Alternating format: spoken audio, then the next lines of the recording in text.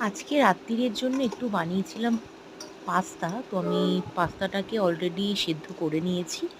নিয়ে জাস্ট সিম্পলভাবেই বানিয়েছি। কড়ায় একদম অল্প একটু তেল দিয়ে তার মধ্যে চিকেনকে কিমা করে কাটা, তার সাথে পেঁয়াজ একটু ভাজতে দিয়েছিলাম।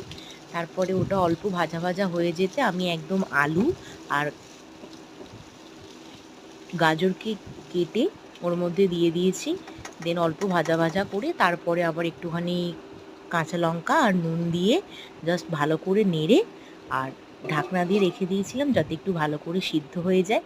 তো সিদ্ধ হয়ে যাওয়ার পর একটু নাড়াচাড়া করে যে পাস্তাগুলো সেদ্ধ করে রেখেছিলাম সেগুলো ওর ভেতরে দিয়ে দিয়েছি। দিয়ে ভালো করে নেড়ে নুন টুন সব কিছু চেক করে দেন আস্তে করে সিমে করে আর একটু ঢাকা দিয়ে রেখে নামিয়ে নিয়েছিলাম। আমার রাত্তিরের